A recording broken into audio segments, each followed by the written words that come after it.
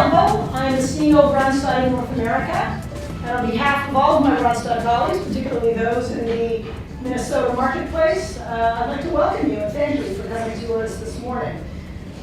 The topic of women in leadership and women in business, it's an important one, and it's also a very interesting one. You won't talk to very many people today, hopefully, who will question the importance of having more women in high-ranking positions, be they in business, be they in academia, be they in the police force. However, something goes wrong, I think, in the execution of those ambitions, because what we see consistently, and probably what you've all read or experienced, is that despite the fact that there are more than 50% of the graduates coming out of university in both undergraduate and graduate programs are women, more than half the workforce are women. Women are making significant inroads in middle management, which is terrific, but if you imagine social hierarchy or work hierarchy as an elevator, a lot of women get on the first floor. Still a good number on when we reach the 10th floor, but by the time you get to the top of the building, there aren't very many women left. And it's not because they don't have the competencies. Study after study have tested men against women and said women are as good, perhaps slightly better, certainly not inferior in the competencies you need to be a great leader, to lead a large organization. Organizations have consistently demonstrated that those that have diverse management teams, and often that means having a good amount of women on them, perform better. Nobody argues that. And in school, women tend to do better, don't they? You know, certainly if you look at elementary school, women reign. And it's often been said that if all of life was like elementary school, women would rule the world. But something goes wrong, doesn't it? The law of the jungle changes. And in a very funny way, and I think we're going to touch on much of this today, those lessons that women or the girls are taught early in life, and those factors of success that get them into schools and get them through graduate programs so successfully, the laws of that jungle are significantly different than the laws of the work jungle. And in some cases, opposite. Competency is not enough. In fact, it is sufficient, but never enough to get to the top. And what we consistently find is that confidence trumps competence. Now, there are extremes. If you're grossly incompetent, no amount of confidence will compensate for that. But if you do not have the confidence and you don't have the guts and you don't have the examples around you to give you that confidence, and you don't work in an organization that helps you supplement your guts a little bit, you're probably not going to become who you might have been if those factors had not been at play. So the purpose of our discussion today is to explore some of these issues, to hear from experts, and also to hear from some very inspiring women who've made it to the 20th floor. What are their secrets? What can we learn from them? And what can organizations learn to help develop more women like them? So we're going to begin with our speaker, who will kind of get the discussion started. Then I'll be joined on stage by our panel. And finally, you will have the opportunity to ask some questions of our panel, and there's usually quite a few good questions. The first one's always a bit tough. But after that, some excellent questions, and you'll have an opportunity to get advice from our panelists and thoughts on perhaps some issues that are near and dear to your heart. So without any further ado, I'd like to introduce our speaker, Dr. Betty Spence. Dr. Spence is the president of the National Association of Female Executives. She has been since 2001. She is the author of Be Your Own Mentor and is an expert in the field of women leadership. She works with organizations, helping them advance women, helping them come up with programs dedicated to the advancement of women, and most interestingly, helping organizations engage male leaders in advancing women, which I think everybody would agree is a fantastic field and an important field. So without any further ado, Dr. Spence.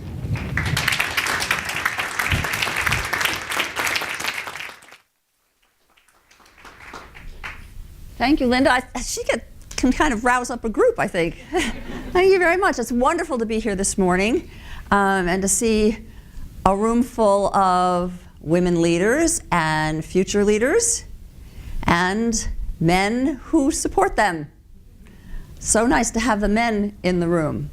But before I talk to you about what my organization does and some pointers on advancement, I want to tell you a little story and ask you a little quiz. What do you think happened when two teams were fitted out with heart monitors and GPS?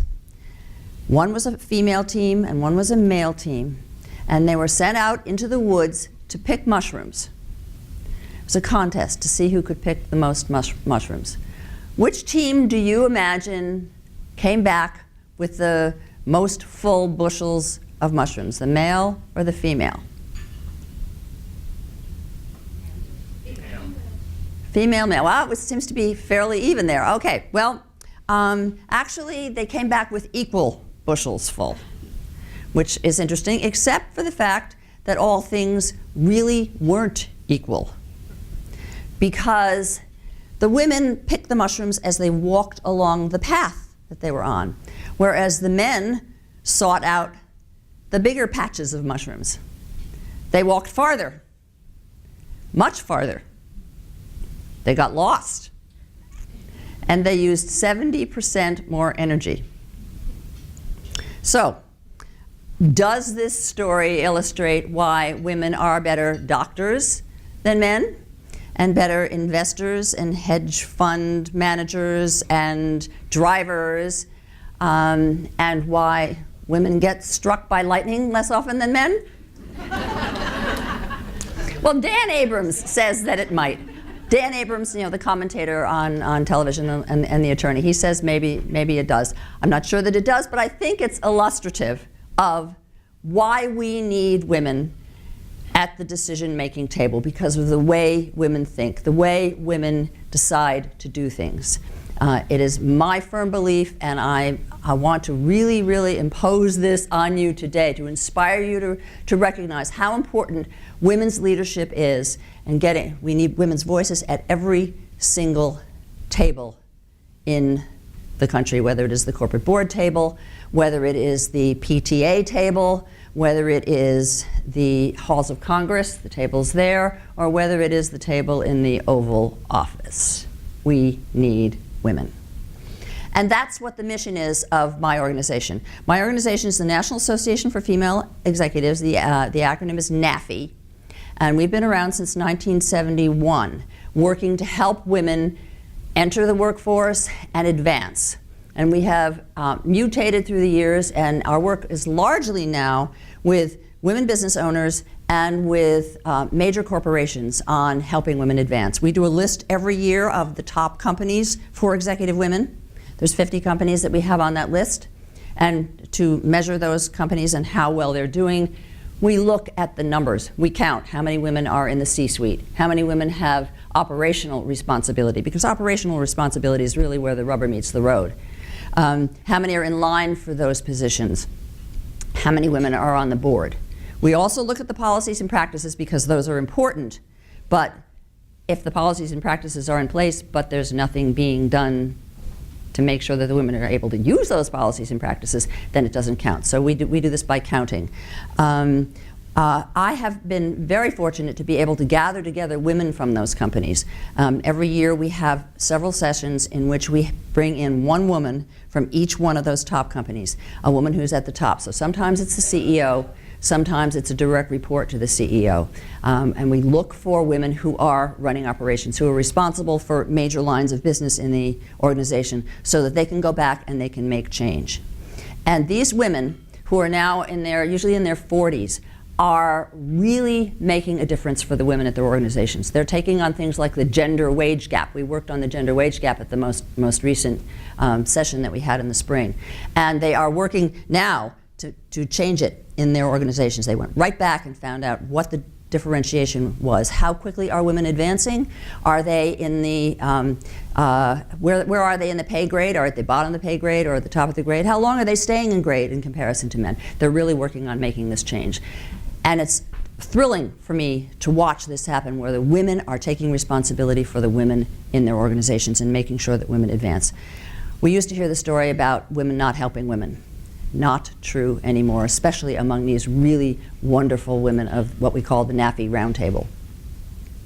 I want to tell you a little bit about the numbers. I want you to understand why it's really, really important to be paying attention to moving women up, because women are lagging pretty badly as far as the numbers go.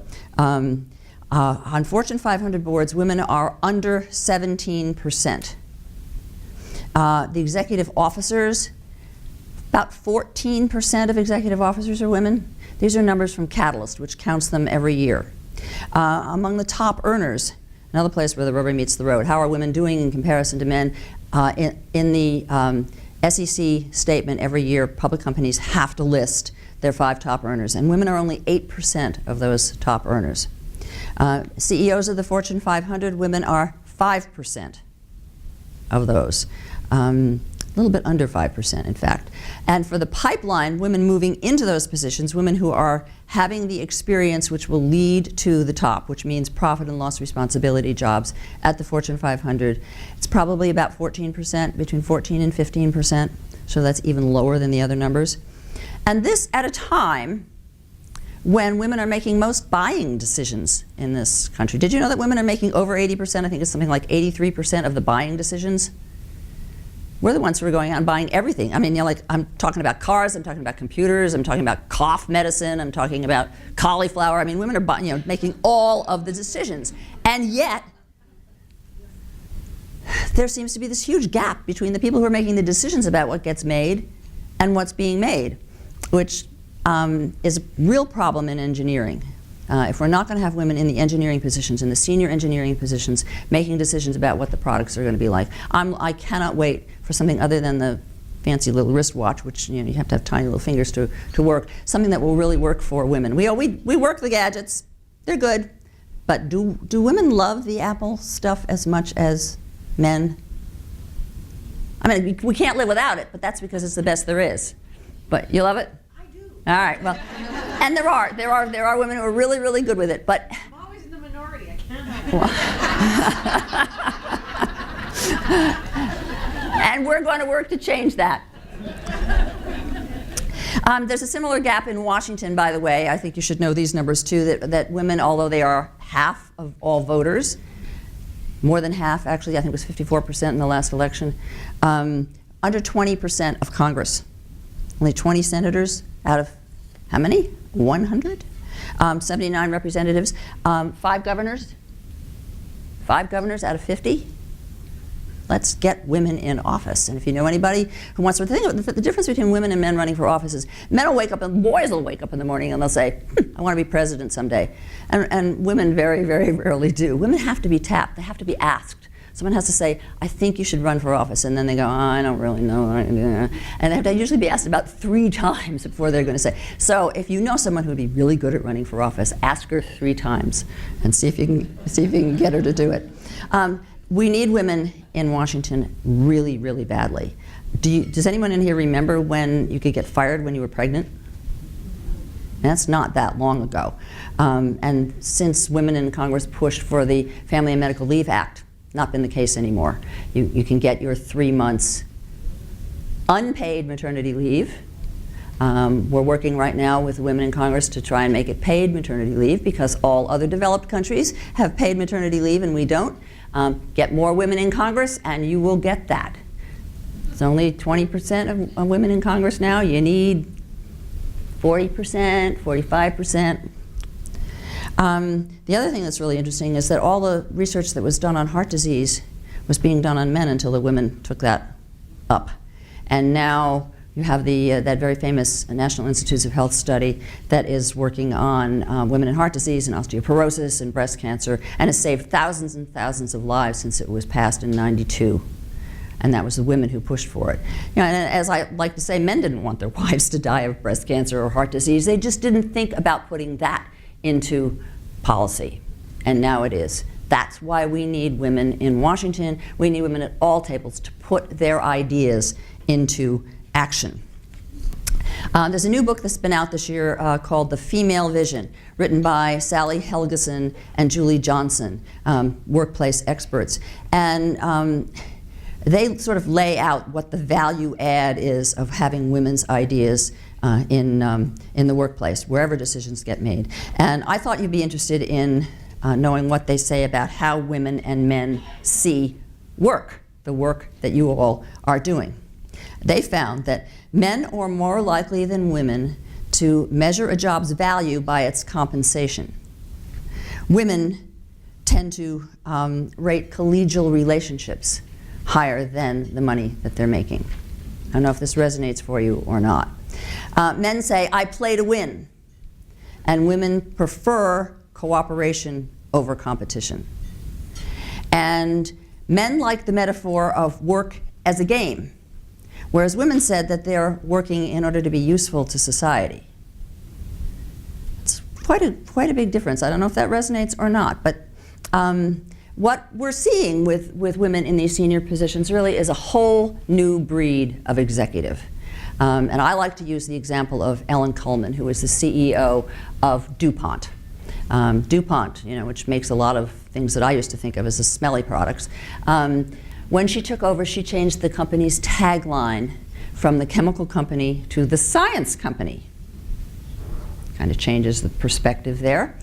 She's now known as an environmentalist. She's speaking around the globe on environmental issues, sustainability. She has made the footprint of DuPont 40% smaller, and she's working with clients to help them do the same.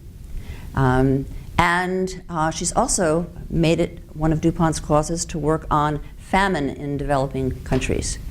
So the different things that the woman brings to the table when she's running things. I'm not saying that women should run all companies. I'm saying I'd like to see women run half of companies, and I'd like to see women in positions where they are helping to run half of the companies where they're not even half of the CEOs. When women are in organizations, research shows that they are designing the products that women will buy, and they're also increasing product safety. They say that women are growing the company strategically by focusing on long-term goals instead of on booking short-term profits. And it's been said that women had very little to do with the 2007 and 2008 financial crisis. And maybe you know the quip of Nicholas Kristof of the New York Times, who said that Lehman Brothers would not have tanked if it had been Lehman Brothers and Sisters. I guess you haven't heard that, but it is something that a lot of people have been thinking about, and yet women are still only a small fraction of the executive officers on the financial companies. Research also shows that women are collaborating, they're consensus building, they are team building, and really key is listening. That when you get women at the corporate board table, they are actually listening to what's going on at the table. They will ask the difficult question that might not have been asked when it was all the guys that knew each other and had known each other for years and sat on each other's boards and then would just sort of let stuff go by. Women are asking the question, and you're getting better corporate governance as a result. And then here's something that everybody's ears should perk up on. Companies with more women on the board and more women in senior executive positions are more profitable by a major margin. The research is showing this now. It's not cause and effect. We can't exactly prove that it was the women, but we have a correlation going there. Companies are more profitable when they have more women sitting at the table. So it is my contention that we need you, the women in this room, sitting at all of those tables. We need you working with the men at your companies to create better leadership. We need men's point of view and we need women's point of view. So, how do you become the leaders that I'm talking about? How do you become senior leaders at your organization? Let me ask right now, how many of you in here are in middle management? Hi, hold your hands high so I can really see them. Ooh, that's like almost 2/3 of the room. How many of you are in senior management? Okay. How many of you own your own company? Not very many, okay. And how many of you work for a Fortune 500? All right. And how many of you are in human resources? Okay, gives me a pretty good idea of what we've got here. And let's talk about leadership. Let's talk about what it is and how you can be a leader at your organization. I have distilled 6 strategies from my book, Be Your Own Mentor. I wrote Be Your Own Mentor when I was at Catalyst. And I wrote it for the organization. I was a writer for hire, so I don't get a penny from any book sales, but I recommend that you pick it up because it's still extremely relevant, even though I wrote it over 10 years ago. I thought it would be irrelevant by now, but it's not. It's still available at Barnes & Noble to offer you really substantial advice on A, guiding your own career, and B, working with the women at your organizations to make sure you succeed. So let me just give you 6 strategies. First, perform. Obviously, performance is absolutely key. As Linda was saying earlier, if you're not going to be good at your job, you are probably not going to succeed. We have seen a few buffoons make it, but alas, pretty high up too, I must say. But for the most part, you really have to have what it takes to lead. Deliver on time, deliver ahead of time, be really terrific, and build your credibility that way. Second, plan your career. Know what it is that you want to do with your career. There's a major distinction that most women don't really understand between line and staff jobs. If you are interested in going to the top of an organization, you need to have revenue generating responsibility at some point in your career. That means jobs in sales, in marketing, or having some kind of management of people who do that. The staff jobs are human resources, communications, legal, finance. Both are fabulous jobs. Know which one you want, because if you're on the staff side, it's very hard to move over to the operating side. So get operating experience as soon as you can if you are really interested in being a leader who's going to make the kind of difference that I'm talking about at the table, making the decisions about what you make and what you sell. Be willing to take risks. A lot of times women are reluctant to take risks. And this is a very curious stat, but women, when they're asked if they should do a job, feel they need to know 80% of what's required for the job. Men, 20%, maybe 10%, because they know they're going to learn it on the job. And women are much less sure about themselves learning it on the job. But please understand that you can learn on the job, and that most people do. So don't try and get out of that 80-20 little catch-22 thing. Then I want to stress, for the 4th point, build your allies. Build your allies who will actively support your vision and your goal at your organization and elsewhere. Allies are people who listen, who give you help when you ask, who explain feedbacks. And the best of these are mentors and sponsors. You want to have a mentor who's going to advise you, who's going to show you the ropes, who's going to let you see what's going on with the organization at large. Everybody who makes it has a mentor, men, women alike. But when men mentor men, there's a little bit of difference, because usually they'll take them out on the golf course, and they'll take them to the country club, and they'll bring them home for the barbecue. And there aren't a lot of wives that want to see beautiful women like the ones in this room appear at the home barbecue. So therefore, they're usually not doing that with women. So you need to find yourself a sponsor as well, someone who's going to introduce you around, someone who's going to advocate for you, to push you upward, who's going to talk about you, who's going to spend his or her capital on you politically at the organization. Take Sally. She's the best person for this job. That's what a sponsor will do for you. And as organizations have formal sponsorship programs, and I recommend that you talk to your HR people, or if you are an HR person, think about putting in a sponsorship program, because as it becomes common at an organization, it's much easier for the men to sponsor women. And for the most part, you're going to need a male sponsor. Women sponsors are great, but if they're not in the power position, they're not going to be able to push you forward either. Let me differentiate now between mentors and sponsors for you. Mentors will advise, sponsors will create opportunities for you. Mentors will coach you privately. Sponsors will champion you publicly.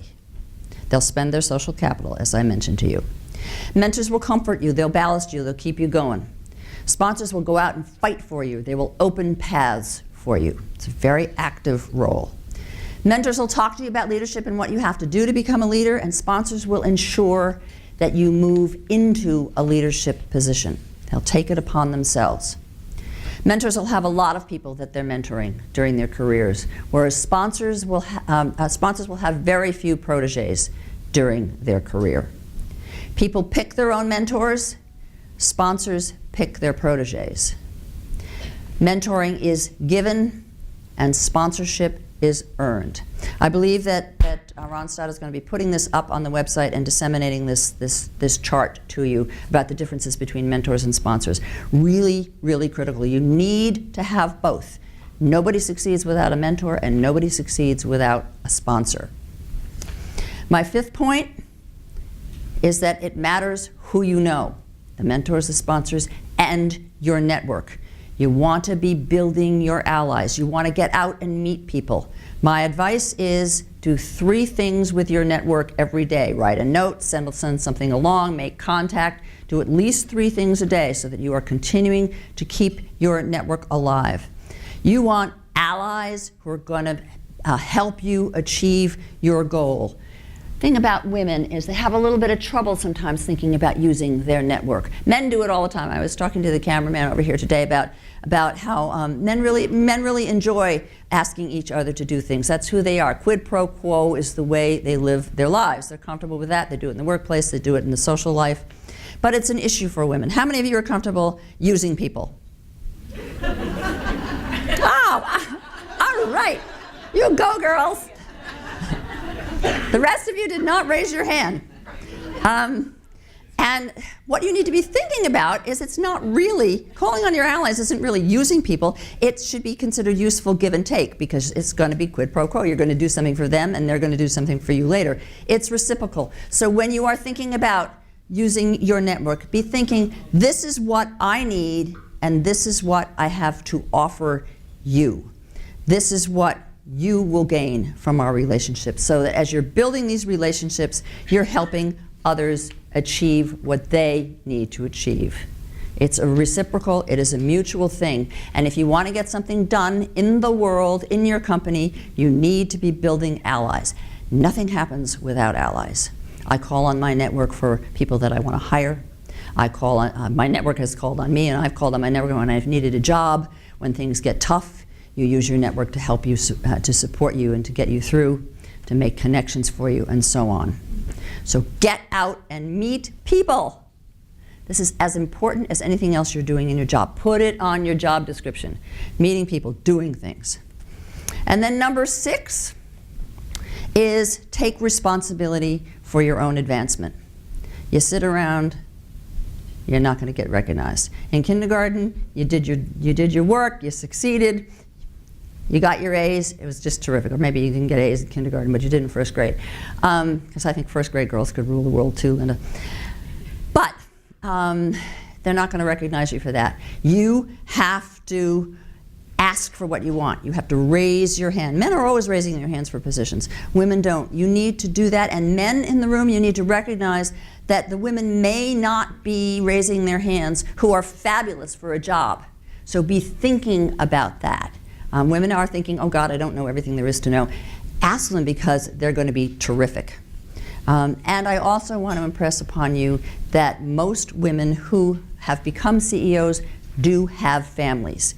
Don't be concerned that if you're putting your heart and soul into your job, you can't have a family. Most women CEOs have done it just fine. Of course, when you start moving up the echelon, you're getting paid enough so that you can have help. And that's a key strategy that women have always used, is getting help. I hope that those of you who are in this room today will see that your leadership is really, really important, that what you have to give really matters. Your voice is important at the table, and that you will become the leaders that you can potentially be. And I am very interested, especially since I will be retiring in the next 10 years, in seeing what happens with the women in this room and what happens with the women of today. Thank you.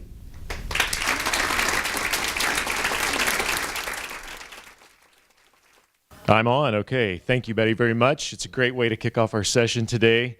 I'm Eric Bunton. I'm the Executive Vice President for Randstad that supports our operations here in the Midwest, and I'm pleased to introduce our panel today who will be leading our discussion and answering questions that you have.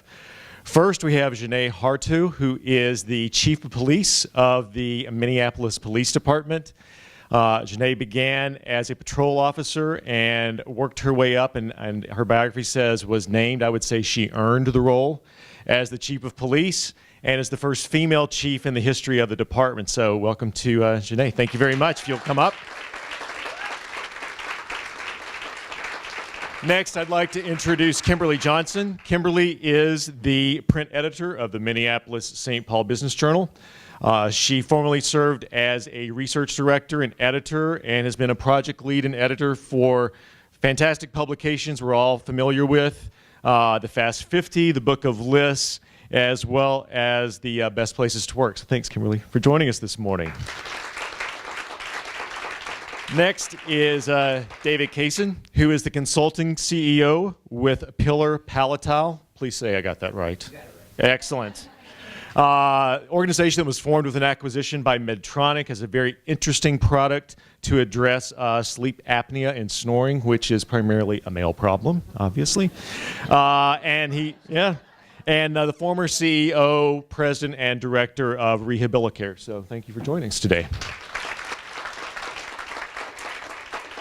Next is Kathy Tunheim, who is the principal and CEO of Tunheim, which is one of Minnesota's largest independent communications consulting firms, and was the immediate past president, CEO, and director of IPREX, which is also one of the premier public relations consulting firms. So thank you. Welcome.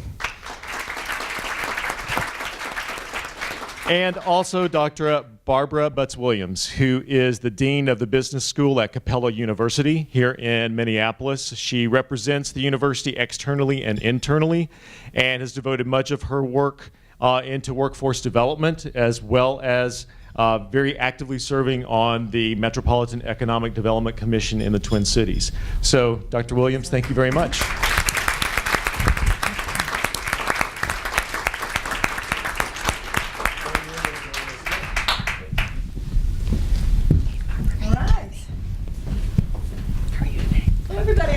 We could kick off the discussion with the very important issue of confidence. I found a quote that I thought that frames the issue up very nicely. It's from Lean In, a very famous book written by Sheryl Sandberg, the CEO of Facebook. And in the book, Sheryl says, "There are still days I wake up feeling like a fraud. I'm not sure I should be where I am." Mm-hmm. So this is a common theme that recurs in any discussion of women. We do not necessarily take responsibility for our own successes. We attribute them to luck and other things. And even when women are successful, they don't necessarily feel that it was earned. And lots been written, and I'd love to hear your comments on that. Is confidence holding women back? Who would like to start?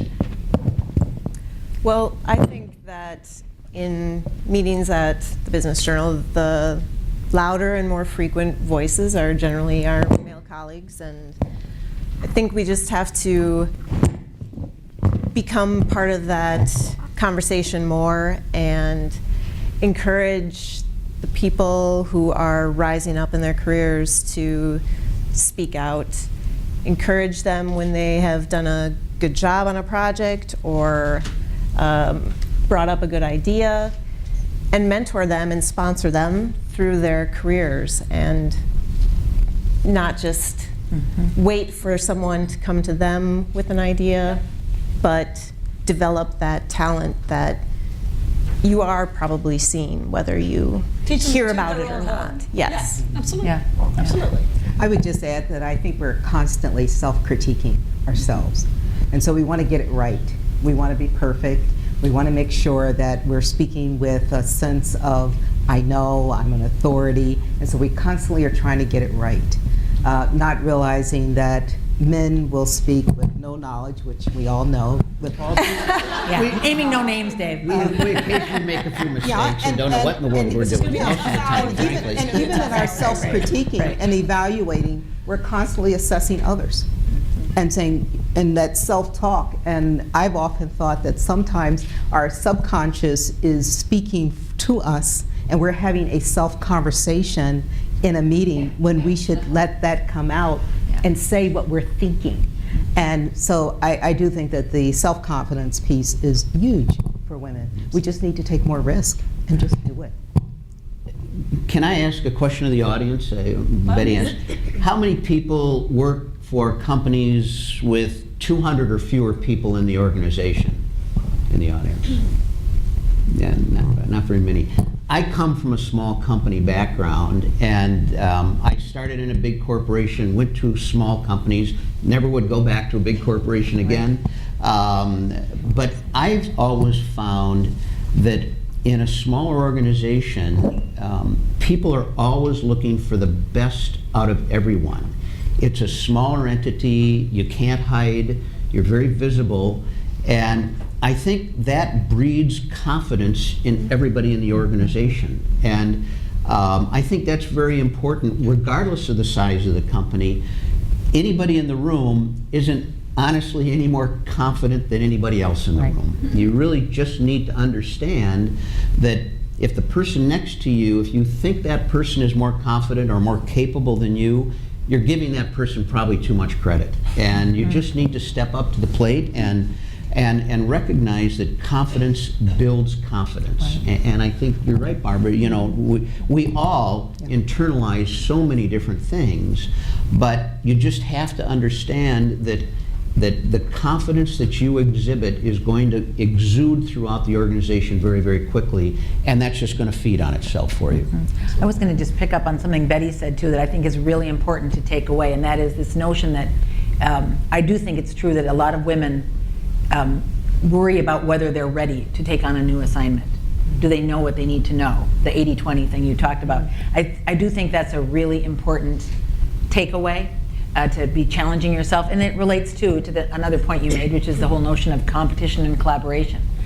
Women do wait to get asked, and if you're not stepping up and saying, I'd like to take on that challenge and learn on the job, if you're waiting to be asked, it's not going to happen because somebody else is going to say, I'm going to take that opportunity, I want to do that. So I do think, is that a confidence thing? I think it's a combination of confidence and a different orientation about, on behalf of the organization, shouldn't we make sure the person most prepared to take on the next assignment is the one who takes it on. So I think it's related to that. Absolutely. I'm going to give the flip side because, you know, I'm the devil's advocate. Yeah. I'm not the law enforcement person, but I think that's also one of the things that makes women really successful in leadership roles is because one of the key components that we all want in our leaders is humility. And so we tend to be more successful because we do a lot of the we. And I know if my folks aren't successful, the first place I go is to myself and say, did I explain it correctly? Yep. Do they have the training that they need? But it always starts with me. Then once I've eliminated all of that, then it's right. But we do look back. We really look true. Inside, Yeah, and it's about lifelong learning. And I think once we feel we know it all, we're done. Yeah. And so It's really true. I think it's what keeps us from getting to the top, but once we're there, I think it's what helps catapult us and make us more successful. Absolutely. Let's kind of weave in these two themes of perfectionism, because I think that's a big theme, right? You know, there's an issue. I'm going to make sure I'm 100%, right? That's a perfectionist talking. So perfection can be a great thing because it makes you a very accountable leader, but can also prevent you from going for it. Yep. So Betty mentioned in her opening remarks, and we've seen this time and time again in studies, a position will be available in the organization. There will be men who have 30 or 40% of the qualifications, and they will confidently apply, secure in the knowledge that they deserve the role. There will be a woman who has 98.76391% of the qualifications, and she will not apply because she's missing the 1 point whatever things. And she will go so far as to say, you know what? If I would have been right, somebody would have tapped me on the shoulder and told me to apply, so the silence means everything. Yeah. How do we get around that? What do we do about that? I do think, again, I really appreciated Betty's comments. The first thing that goes through my mind is you do need to understand your own organization's sort of rhythms about that, and finding sponsors and mentors, people to talk to. Go ask somebody, you know, I saw this position, I'm kind of interested, but I'm not really sure that I'm ready. In a healthy organization, you're going to be talked into going for it. So I think you have to figure out, again, every organizational culture is different. I spent 10 years inside a very large corporation. Like Dave, I would not go back. It was a great experience. I learned a lot. I had fantastic mentors there. I came to the point where I decided if I was going to work that hard, I was going to build something that I could own. And so that's what I did. But I had fantastic supportive mentors and sponsors inside. Honeywell was the company I worked for. I learned so much. I got great opportunities, but I did have to be nudged to go for it a couple of times. I often use a Joe Mauer analogy. We need to get up to bat, frankly. The reason, we always wait. Like for me, I didn't want to speak up necessarily at meetings. Whatever I said, I felt really had to add value, so I'd think about it and think about it. And in the meantime, you know, somebody else would ask my question or make my comment. They'd be like, "Oh, that's great, Joel. That's awesome. Dang it, I missed it." Right. Yeah, right. So I was thinking that. expected 100% success, and that's what we try to do for ourselves. The reason why men or athletes are successful, think of all the times they get up to bat and strike out, right? But we expect ourselves to have 100% accuracy, and everything that comes out of my mouth is going to be right on. And now I say, you know what, I don't care. Now I just, bleh. Now I do still, and you commented about listening, I think that's incredibly important. I will learn more and get more from listening. I was just in Milwaukee yesterday, and we all talked about things about gun violence. I don't want to hear myself. I already know what I think. I tend to want to hear others. But I have some colleagues who we all had to listen to what they thought. So it's truly a balance. So I think you don't want to dominate the conversation, but please get up to bat and you will find you will be more and more successful. You're still going to strike out, but you're going to have much more successes when you get up to bat. Well, I think, too, confidence, again, builds and you feel more comfortable about it. But I often ask myself and ask people, what's the worst that can happen? And it's no. Well, that's a significant learning opportunity if, in this example, you go and you say, hey, I really want to go after this, and someone says no. Well, the next obvious question is not to, or position is not to leave, it's why. What do I need? What am I missing? And that's an opportunity to really drive home that maybe you have the 99.167% that that person doesn't know about. So it's a matter of going up, understanding what's the worst that can happen, and it's a no in that kind of a situation. And that's not so bad from a learning experience, and you may be able to turn that absolutely around on a dime, giving you the opportunity to really present yourself and the experience base that you have, and so on and so forth. We in this panel in San Francisco, we had the CEO of Lean In on our panel. And I asked her, you know, what was the lesson she could give to everybody? You know, what is her secret sauce? And she said, I fail really well. And I think that's what I'm hearing from everybody. Learning to fail is probably the key skill that women need to acquire to further boost their confidence and make them go for it. Right? Absolutely. Learning to fail. Easier said than done, of course. Well, we all learn more, I think, from mistakes than we do successes. Absolutely. And for me, I just say failure is not an option. If I've learned from whatever that mistake is, it's not a failure.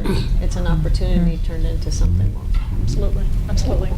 So now let's talk about language a little bit. How many people have seen the Pantene ad talking about women saying sorry? Have you seen that? Isn't that hilarious? Yeah. It's all about the hair, people. And the nails. It starts there. That's tip number 7. It's all about the hair. Be successful when all else fails, have good hair. So, on one side, women are constantly apologizing. Why are they apologizing? I'm sorry to ask. I'm sorry if this question has been asked. I'm sorry if I misunderstand, right? We want to be nice. We don't offend. And on the flip side, don't be bossy and aggressive, right? Famous editor of the New York Times who just got fired. You know, I'm sure there's all sorts of things there, but you know, one of the probable causes discussed in the media is she was too bossy and too aggressive. Of course, her male predecessors who were let go also in the past were not, there was no question as to whether or not they were too bossy in their roles. Why do women apologize? Why are we so afraid of coming across I too watched hard? that Pantene commercial and I thought, people don't apologize for those things. That's ridiculous. And then it triggered a hyper-awareness that I noticed every day since then at work and just in personal communications. And I thought, people do apologize for stuff that they don't need to be. We have some new team members at the Business Journal, and they're asking a lot of questions, which is understandable and appropriate. And they often preface it with, sorry to bother you, sorry to ask this other question, sorry, can I interrupt? And I just have to keep reminding them that you asking the questions and us having that open dialogue and that communication is helping you settle into your role. It's helping us work together better. It's learning from each other. That is not something you ever need to apologize for. I think it's directly related to the confidence question we had a few minutes ago. I think it's you come into any conversation feeling a lack of confidence, you feel like you have to ensure permission for the conversation. So I think it's directly related. What do you think? Are women trying to soften their edge by working in some language that makes us seem a little cuddlier? I think so. You know, I also think that in a lot of organizations, you're dealing with multiple levels. And it's a way of entering in a conversation in a safe way. Or providing, you know, I'm not too busy for you to approach me, so I didn't get back to you right away, and so you kind of contextualize it with sorry. So I've seen it used both ways, and I've been reading articles and thinking about this a lot and looking at my own communications.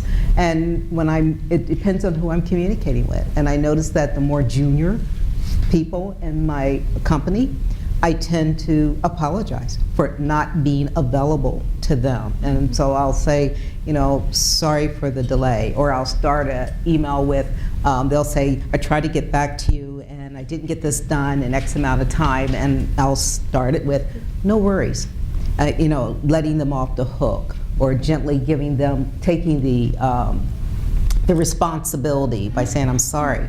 And then I notice at more senior levels, I never start with, I'm sorry.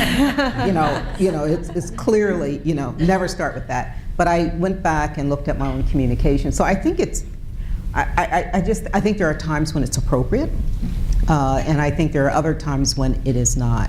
And so for me, it wasn't a either or, it's an and I just think really balancing that. And I think the same way with a number of things. I think part of it is your own self-awareness of who you are, and your own self-awareness of how much risk you want to take, and being clear about that. I think the confidence piece is really tied also to, and I was trying to determine if there was a distinction between the confidence gap and being courageous and being bold. And I think sometimes people are courageous and bold, but I don't think it's a direct correlation with having confidence. So I think that they're all different, and so I think you have to know who you are, and you have to do that self-critique, how much risk you're going to take, where you want to be in your own inner space. You know, most of us hopefully want to be at a place where we feel at peace with ourselves, we feel comfortable with ourselves, and if that risk-taking, that boldness, that stepping out causes anxiety and a whole lot of other things within you, I think you have to reassess things. And so I kind of balance all of this, because not all of us are going to be that super person that's going to be in every conversation, have an opinion about everything, making sure our voice is heard. It's just not who we are. And you got to be okay at some level with that and saying, this is who I am.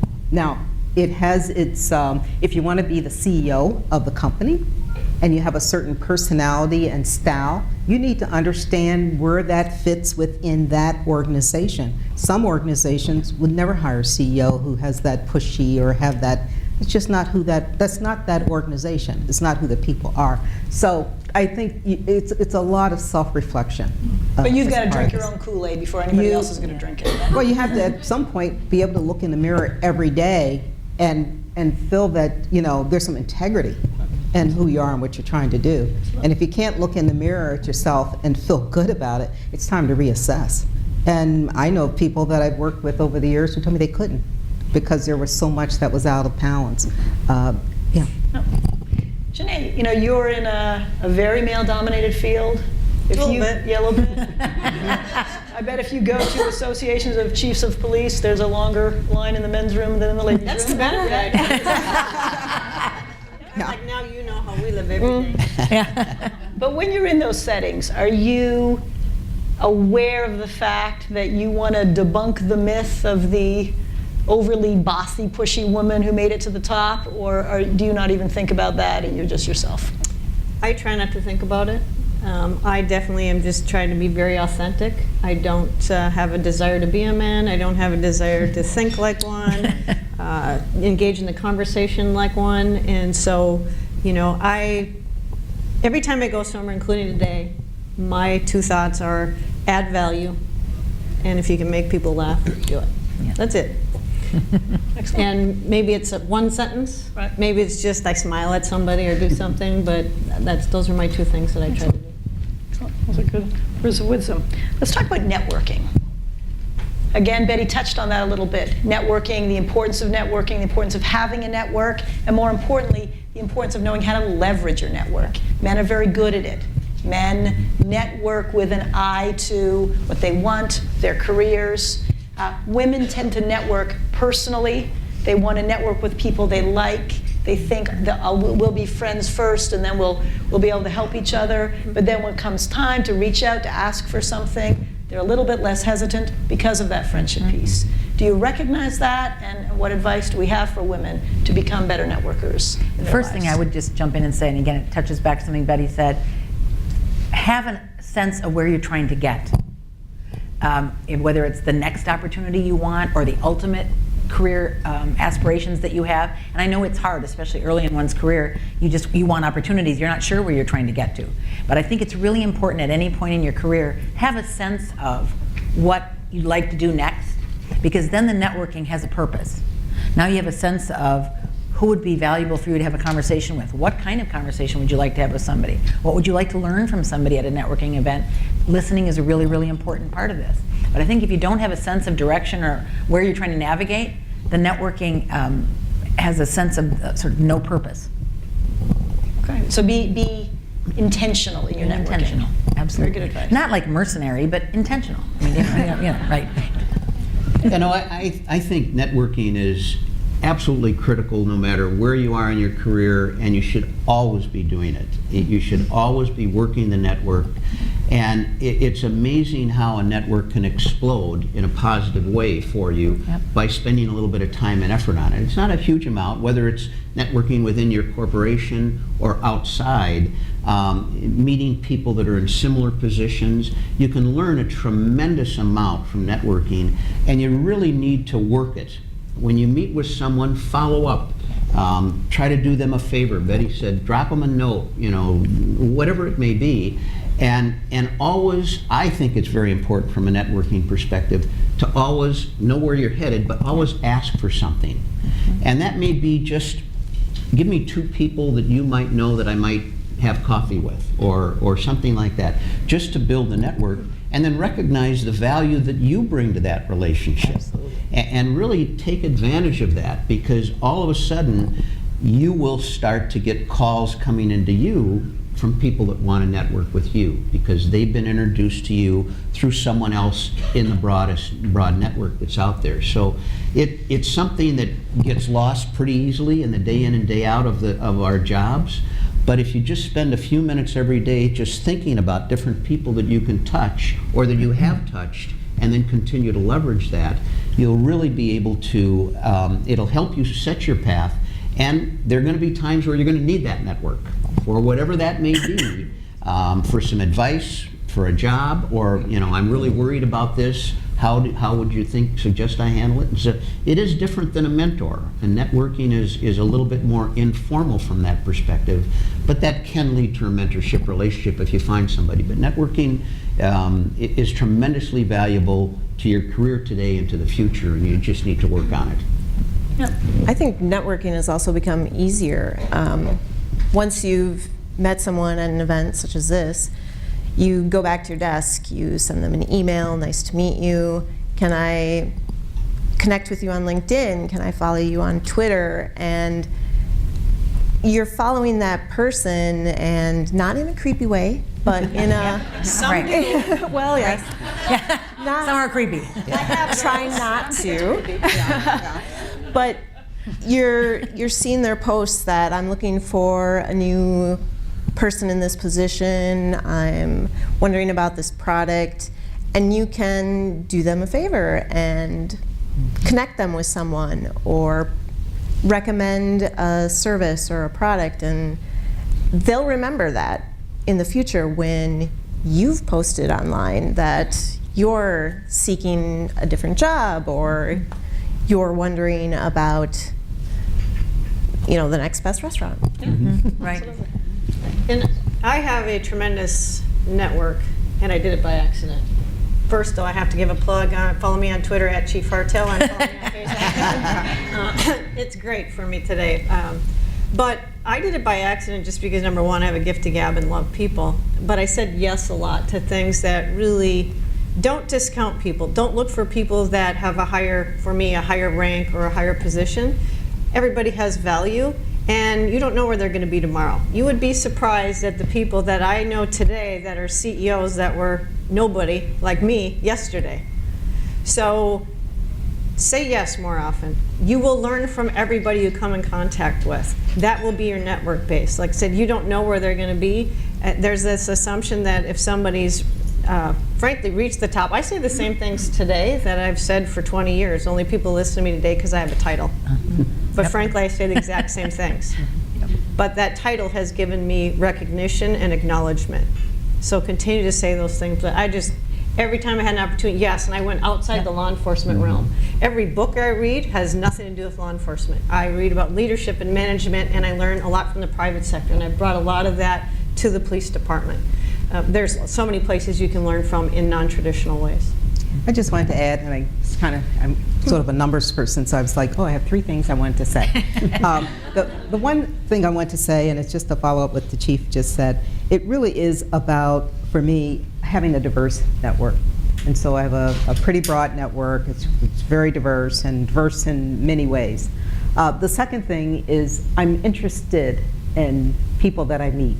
And I try to spend less time trying to be interesting. And so I'm very interested in people. I learn from people. I grow from people, new ideas, new areas that people are working. So I'm very interested in what people do. And the third point is my network over the years have become my angel network. There are people who have influenced my life and have been really key to opportunities. I don't even know who they are. But I know that they're part of this expanded network of someone I met somewhere at some point that we connected on some level or there was some type of impact. And they became my angel network. So don't underestimate people that you meet, because you don't know who's sitting in a room today who might have met you or have met you today or will meet you down the road, who will make a comment to someone. I just met this person. Take her card. She might be the perfect person for that role, and you never know. And so I become, I won't say humble, but I become very sensitive to the fact that we have angels out there that we don't even know about, but they're part of that expanded network. Networking is a lot about women helping women. Yes. Also, and usually at the panel, these panel discussions, somebody in the audience asks the question, what about their biggest obstacle with internal networking within their companies, and a lot of people here work for large companies, so a lot of your networking is internal, is that they find that the women are competitive with the other women, and rather than helping each other climb the hill, they're sort of trying to one-up each other and aren't creating that force together. Are you aware of that, women competing with women? And if so, what can we do about that? How can we change that? The first thing I'll say, Dave mentioned it earlier, I think it is an issue that's much more prevalent in really large organizations. And I don't know why exactly. I think you might be right that just when you're in a smaller organization, the human element of this becomes much more obvious to people. But I will go back to my time in large corporate, and I have a lot of my clients now who are in very large corporate settings. There is a competitive thing, and again, I don't know the root of it. I think some of it, though, is that we're still relatively young, women are, as competitors in that corporate environment. And I think there's sometimes an oversimplification that, well, there's sort of a women's personality to an organization. Men are allowed to be extremely diverse. There are jerks, and there are really great guys, and there are champions for junior people, and so on and so on. Women, I think, we've spent some time thinking that there's a woman's way of being in a certain corporate culture. I have to believe that's changing fast. I hope it's changing fast.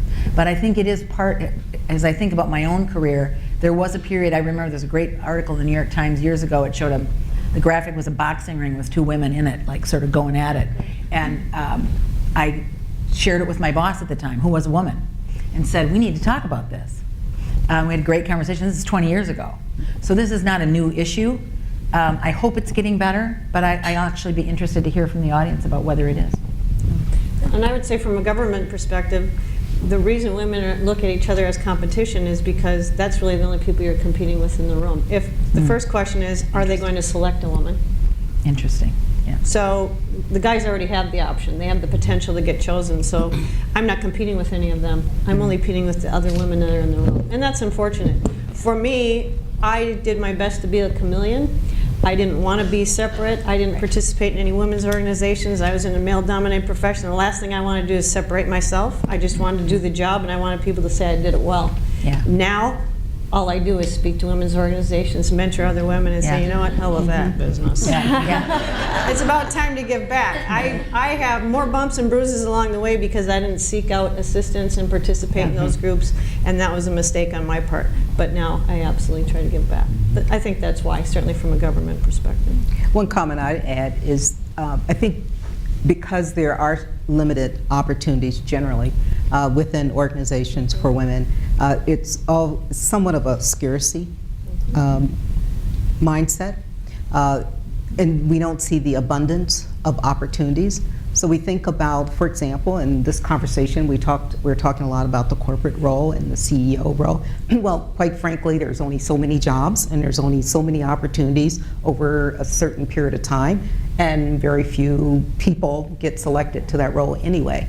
So if we're only looking at the few opportunities that are so visible to us, and women tend to do that, instead of creating opportunities for that next level thing, either within our organization or our own businesses, or thinking outside the box and reimagining the future of the next product that we champion, and that's where you can be bold, that's where you can have confidence and really take it to the next level, or network outside with a venture capitalist or other people about that new product. But creating our own opportunities and seeing more about abundance within our skill set and what we want to do, we don't do that enough.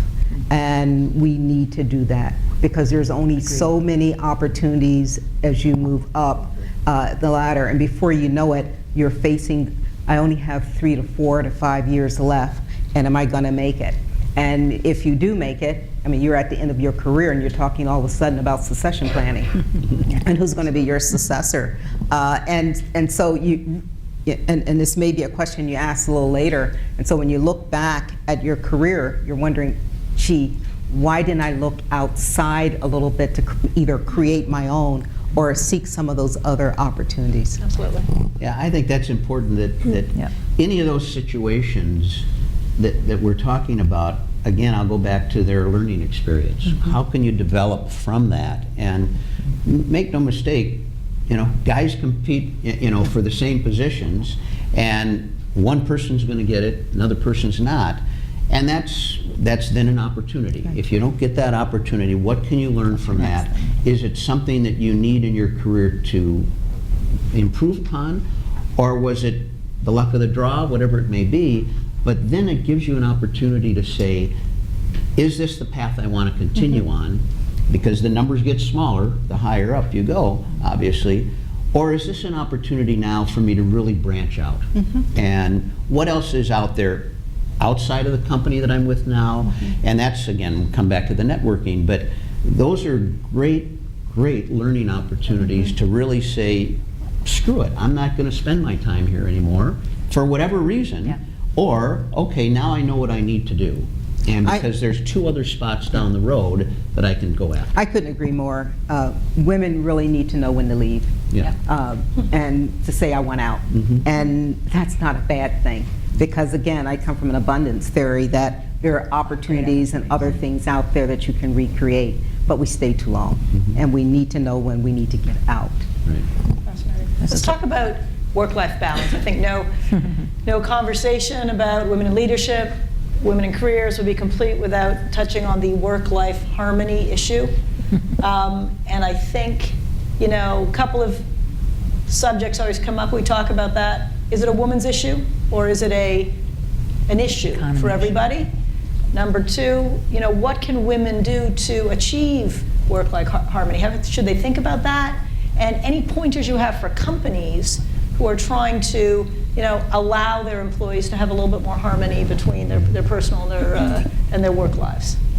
Thoughts? I've been project editor of the Best Places to Work at the Business Journal for about 10 or 11 years, and so I see or read about all these companies who pretty much the first thing they say about why they're a best place to work is because they emphasize the importance of a work-life balance. There's no gender emphasis. It's someone needs to go to a kid's ball game, someone has a doctor's appointment. They have that flexibility. They know their employees can get their work done. They trust in them. And at least among those companies, that is the key. And there are often companies that are in the Fast 50 list later in the year where we recognize the fastest growing private companies. So there's a correlation between keeping your employees happy, keeping them at your company so you build up that knowledge base, that institutional learning. And among them, it's not a gender issue, and it's emphasized throughout the organization. First thing that goes through my mind is in terms of advice to companies, that I think the dynamic nature of what's going on in our economy and in the way our demographics are evolving, what it means to have great work-life balance is a moving target. And so having continual conversation about what does it mean to different employees to be able to feel good about their ability to really succeed and work hard for their company and feel like they can be successful in their lives too. Yes, it started a long time ago as a thing about being able to have children, but it's way more complicated than that today. And I don't think there's any way companies can get in front of it. I think they have to be responsive and be really good listeners and then help figure out how do you do that. Every corporation is going to be different, but I think it's about listening, first of all, and really picking up on what's going on in people's lives. Yeah, and I think it is an issue. I don't think it's, I think it is an issue, and it's hard. We all know that the workload doesn't go away, it's still there, but we have obligations, we have responsibilities, and we have stuff that we want to do. If we've got children, we want to go see a ball game. We want to participate because we all know we're spending tons of hours at the job, whether it's traveling or not, or just the work. So it's hard for all of us because you're trying to juggle that. You know you've got things that you have to do, the responsibilities of the position, but you want to be with your family, or you need to be with your family for different kinds of things. So I think you're right, Kathy. Every company is going to deal with it differently. Every management team is going to deal with it differently, and every individual's got to deal with it differently in terms of how do you balance that and be able to do the things that are important for your family and you, and also what's necessary to do for the job. So I think a lot of it is just communication, sitting down and talking with the team, with your immediate superior, whomever it may be, and just say, and you know, part of it is the surprises always catch everybody, and those are going to pop up. But if there's some things that are coming down the road that you know, talk about it up front and say, hey, I'm going to need to do this, this, and this, and how can we best manage it, and how can I get what I need to be done? Are you comfortable with that? And then go forward from there. So I'm hearing it's all about flexibility. It's all about listening, Absolutely, yeah. flexibility, and demonstrating a willingness to have those discussions, Right. that it's okay. Yeah. Can I be blunt? Go for it. I get the question all the time, can you have it all? And I say, absolutely, just never at the same time. Yeah. Yeah. And I'm an anomaly. I realize that because my job is not 9 to 5. It's 24 hours a day, and the expectations, and it's me. I'm the chief, and you never know when that crisis is going to hit. And the reality of it is, every time you say yes to something, you say no to something else. But I also don't get to control those middle of the night types of things. But the expectations on me, I think, are different because I'm female. I travel, excuse me, I travel a lot. My job is tremendously stressful. And even my own family, like my mother was a prime example of looking at me like I'm a part-time parent. If I'm a male and I'm gone, or I have to go into work, it's different because you're the dad. But when you're the mom, it's like, oh, you can't do that. My mom comes from the generation of, your kids come first. I said, there are times where my job has to come first. That's the reality of it. I can't do my job if I'm not present. And there are times where I can say I'm going to go somewhere. I've walked out of movies, I've walked out of plays. I've forgotten to be at places, frankly, because if it's not in my calendar, it doesn't happen. I've paid for theater tickets a couple times, taken my daughter to High School Musical, and I forgot because it wasn't in my calendar. So yeah, that's, I learned. That was one of those failures where I'm like, okay, never do that again. So it's a constant challenge, but there is that expectation, frankly, for women to try to be 100% to all people, and it's just not possible. And I'm harder on myself about it, but there are times where I just have to let it go, and you know, I'm the chief, and that's the cost of having this position. It's the reality of the business. Absolutely. That's fair. So before we open it up to questions, if we could just go around, and if you could each just give, you know, a little bit of words of wisdom, something you've learned, something you'd like the women and or the men in the organization to take away with them today that you think will help them as they think through this issue. I'll start. Whatever decisions you've already made, they're not the last decisions you'll make. So if you make a choice about going for something or not going for something, you go for something and it turns out not to be what you thought it was going to be, whatever it is, do not beat yourself up. Move on to the next decision. I think we also let people make decisions about us, and we have to stop doing that. We have to make decisions for yourself. There's always another one tomorrow. There's always another one the day after that.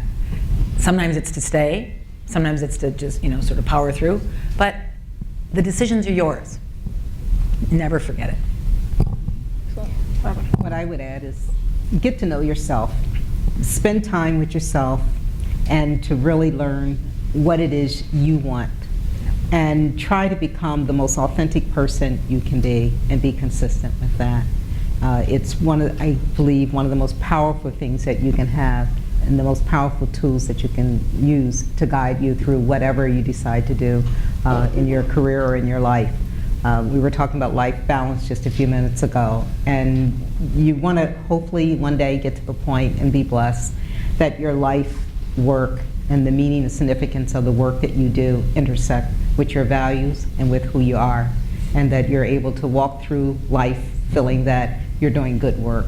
Yeah. Yeah, I'd say every yes, you got it, is an opportunity, and every no, you didn't get it, is an opportunity. And look at it that way and learn from it, and another door will open, but you're going to have to turn the knob. and it doesn't open by itself. So they're there, the opportunities are there, you have to take it and run. I would say leadership isn't a position, it's a series of actions and decisions that you make. I think people look for, certainly in my business, for rank or title to give you that, but the reality of it is it comes at all levels. And I want to piggyback on what Barbara says, because I always tell people to be authentic, stay true to yourself. At the end of the day, I have to know that I asked the question of, did I did the best I could today? And sometimes the answer is no. And then I do self-reflecting. But nobody can be a better Janae than me. And we all have a gift and we all have a passion. And the trick is to find out what that is and then do it in your way, because you're the only one that can do it that well. I think Gandhi's statement, be the change you want to see in the world, is really compelling. You can't sit around and wait for someone to solve one of your problems or to improve on a product or make a process more efficient. You have to lead the charge or find someone who will work with you to make that change. Fantastic. All right. So I'd like to open it up. All right. Fantastic. Hi. Linda, you commented that women tend to develop professional networks through friendships and personal relationships. And in thinking about confidence and risk-taking, I feel like too often that women care too much about what other people think. We take things so personally. So what are your recommendations on working with coworkers, people that you work with, to help them separate, I call it the professional, personal relationship. I always tell people that I work with, not that it's not personal, it's business, but it's not personal, it's serious. And giving them that confidence to make some decisions, take some risks, without worrying what others think about them. Thoughts? It's a challenge. Yeah. I mean, we all know that women can never talk to men without sleeping with them, right? I mean, that's there. You can't possibly have a relationship. You know, even before I was the chief, if somebody saw me, did you see her with, you know, I'm either sleeping with them, firing them, promoting them. Sometimes I just say hi, but Right. so I totally understand what you're trying to say with that. I don't know what the solution is other than keep doing it and know at the end of the day that people are always going to talk and make something other than what it is. Yeah, maybe what I would say is picking up on that and Barbara's last comment too, it is about being authentic. And I think about early in my career, I had a boss who was also turned into a mentor, and he liked to go out after work and have a beer. And the first time I did it, I didn't think too much about it. It was great, he was a fun guy. I started to realize that a lot of people seem to be aware that we went out and had beers after work. And I could have stopped and said, I can't do that. I've sort of crossed some line. It all worked out. Ultimately, we started, you know, I would ask somebody else to come along for a beer. I mean, you find your way through it. But it was, authentically, we were friends. And we could also work together. I think you have to, just as you say, I think it's not about not caring what people think. It's about taking responsibility for being understood. And if you have to take a couple of extra steps to make people understand you, they don't have to agree with you. They don't have to think they would make the same judgment you do, but take responsibility for being understood in how you are conducting your career, how you are conducting your networking, how you are navigating your path. Somebody else will do it differently. Sometimes you have to take a couple of extra laps to make sure people understand you, and I think that's fair to ask. I would agree with Kathy, what she said. You know, I was single for a very long time, and my career was in a number of different organizations where my work world was with men. And, you know, I probably was attractive young lady, and I was single. And I worked with men. What I understood and what I was coached very, very early in my career was, again, and I go back to this being authentic, but being consistent. Very, very consistent in how you behave, both privately and in public. Where people understood and the expectations that I had as a female. I also had to watch my boundaries because I worked with men. And so going in a room with a door closed back in those days is something you just didn't do. And so you kept the door open. And there were little tips. But I had to take responsibility for that, and it was about being consistent. Yeah, and I would just say you just got to be consistent and be aware. Next question. Yeah, it's very. I've been thinking about the 80%, 20% that both Betty and Kathy talked about, wondering why that's the case. And so I'm thinking about the fact that if a man doesn't get the job and he stepped forward even though he has 20% of the qualifications in the description, because he's viewing the workplace as a game, he's thinking, well, I didn't get it that time, I'll get it next time. They know that I'm ambitious. But the woman who may have 80% of the qualifications and she doesn't get the job, she's then thinking, oh my God, I failed, I'm inadequate, there's something wrong with me. And so I'm wondering, what can we do in terms of conditioning girls, young women, middle-aged women, and then what can we do in terms of women in the workplace so that women are not afraid of failing and so they are not so concerned about approval?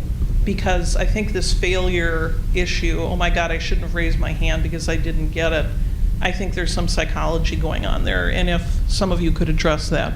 I'll start that, because very often in our company, so we're a large company, and I talk to all sorts of different groups of people within our company, and one of the first things I'm asked is, what's your advice, Linda, for me to get ahead in my career? And most of the rooms I talk to are half women, at least. And I would say advice number one is make sure your boss and everybody else knows what you want. Right? And applying for positions you don't get is one way of letting people know what you want. Men aren't afraid of that, and women shouldn't be afraid of that. If you wait for that one time, it's absolutely perfect. You'll wait a very long time. You'll probably leave, and that's bad for the company. In my company, I want to know the people who want to climb the hill.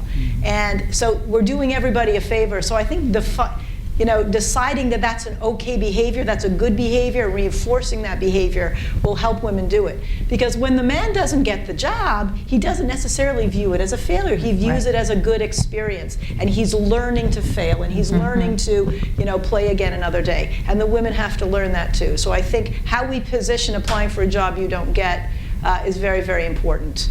So that would be my first point of advice. Other thoughts? And the other thing too is, and I think I would hope, and I think it's important that you've developed other relationships with other people in the company that you can go to and say, geez, I'm really disappointed I didn't get this. And you can get some feedback in terms of, well, maybe this is why, or maybe this person got it because of that reason. And then to your point, Linda, what other things do you want to go after? Let's talk about that. What other opportunities exist in the organization? Because there isn't any one job that's perfect for any of us. There are always going to be sacrifices for the individual and for the company to make that decision. So find some support mechanism that can help you work through that in terms of looking at what other opportunities might exist out there. I'm not a doctor, but I'd like to see us go back, and it starts at the beginning with how we condition children, frankly. As a mother of a 15-year-old, I've watched my daughter change. She started out very strong, assertive, and slowly now, because it's all about the boys, she's taken a step back because she doesn't want to be better than them. And we need to recondition our boys. As an aunt to a nephew, I see his dynamics and what we tell boys and what we tell girls, and I see that across the board, whether it's in just in the workplace or when it comes to human and sex trafficking, there are simply dynamics that we have set in motion in boys and girls with who they should be and how they think. And we can't put all that pressure on girls to change their thinking. Some of this has to come into boys and what is acceptable in them and what they should be looking at and what is a good quality in a woman and in a girl versus the other way around. So, but I'm not a doctor, but that's just my opinion. I want to pick up on this and actually go back to Kim's comment about Gandhi's that famous quote. Interesting. I mean, the way I would answer the challenge is, number one, I think empower everybody in this room to be part of what we're trying to move toward. A quick story, and this is old tape. Back when I was at Honeywell, I got an executive asked me to come into his office, and it turned out he had a daughter who had just moved into a kind of middle management position at a company out in Silicon Valley. And he said she's really frustrated because she's working in an organization where there's just a lot of male-dominated sort of behavioral stuff, and she's not sure how long she can handle it. And he said, you know, you're doing so well, or I just wondered if you had any advice for her. And I wanted to say, are you kidding me? I know, I mean, the stuff I was dealing with at Honeywell. We ended up having a great conversation. He ended up becoming a real sponsor of mine over the years. The important thing I took away from that moment was he had absolutely no life experience to understand the challenges that I was facing, until he had a daughter who had the same thing. And all of a sudden he cared in a whole different way. And instead of having an attitude about that, I think the thing to do is to say, isn't that great?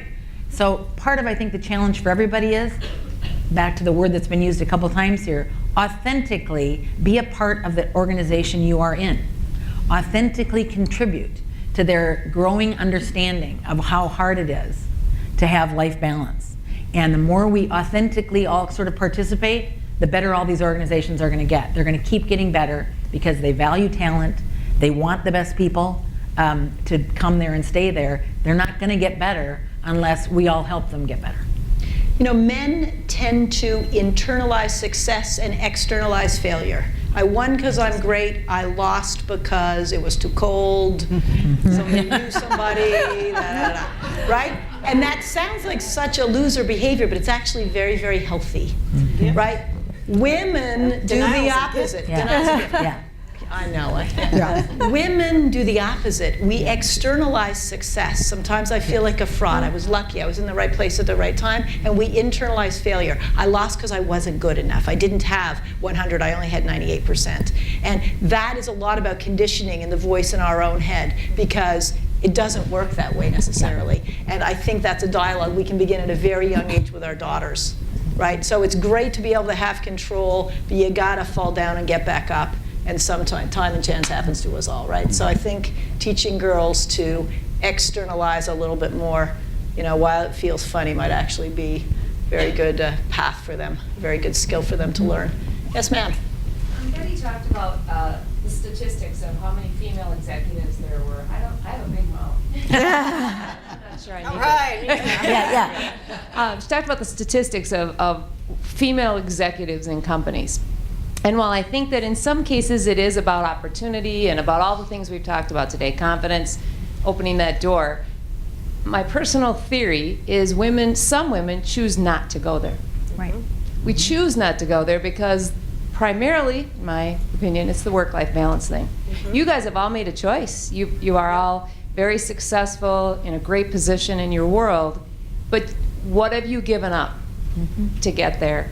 And you clearly think it's worth it, because you're there and you're successful. My question is it? I mean, and how do you make that choice? I'll just say, if you had asked me this question a couple years ago, I'd answer it differently, so I think you learn along the way. I don't know the answer of if it's worth it. I don't know that I have a choice. My position is very much about who I am, and if I don't do this, I will become a shell of my former self. The other thing is, I think you don't realize exactly what you're giving up until you're there. It's almost too late. So it's not, I didn't consciously say, I am not going to be a parent 24 hours a day. I am not going to be home. I'm going to be called in the night, and these things are going to happen to me, and I'm going to change physically, mentally, and in my responses until you're actually in the position. We all think we can do our boss's job too, right? Until we get there. I was that way. I was assistant chief. I'm moving to next door. Big deal. It's a big deal. Yeah. So, but I don't think I truly don't think it's a conscious choice. And now, how do you go backwards?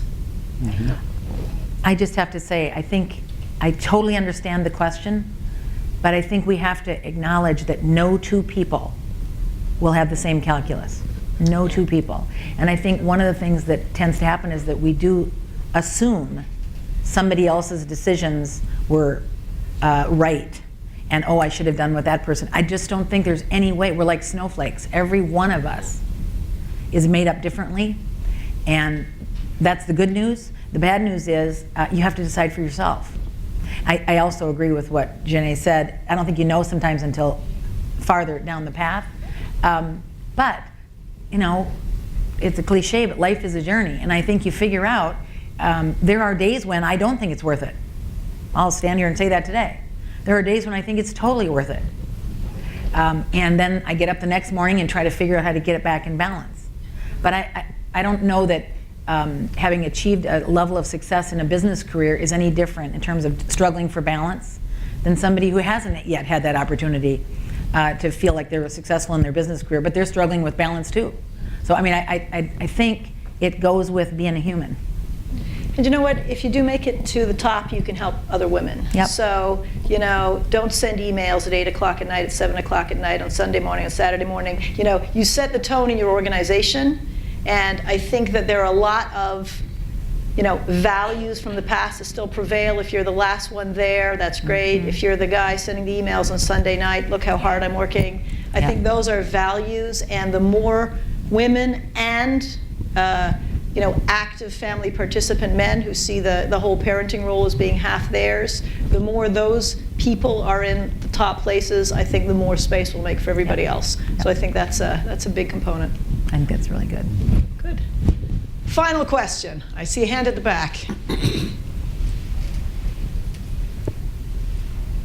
What advice do you have around elevator speech, how to have a very impactful introduction, whether you're in an elevator, whether you're networking with someone? What pointers do you have? I take the chief's advice. If you can make people laugh or smile, they'll remember you. You know what? Just have one. Somebody who introduces themselves to me and says, this is, you know, walks up and said, I just wanted you to know who I am. I remember that because a lot of people don't do that. So I think just going out there and making that introduction is half the battle. And I think talking about yourself too much is kind of a turnoff. Yeah. To me, anybody I meet, I'm the person who talks to the maid and the janitor. They're like, she knows who I am. Yeah. I think they have interesting stories. I've talked to more homeless people who have amazing stories, who frankly should probably have my job. So less about what you have to tell other people and show interest in others. I think it's important. It's a great question. I don't think most people have an elevator speech. I think you really need to think about it. What are the two or three things that can be comfortable for the person, for both parties, says who you are, and I think humor is always a big part of it. And so, but practice it. Yep. Have one, and be able to utilize it. The only thing I would add is remember people's names, or at least say your name. It's horrible. And try to remember other people's names. I don't think there's anything more powerful than getting on an elevator and someone's on there who made it in your company, and you greet them, good morning, Bob. Good morning, Jane. It is so powerful. People want to hear their name. And so mine would be give your name and try to remember other people's name as a part of that. All right, well with that, we'll end the discussion this morning. I want to thank everybody for coming. I invite you to come up and meet our speakers. And I believe there's still some refreshments outside, so thank you for coming. I hope it's been inspiring. I hope it's been educational, and I hope to see you all again. Yeah.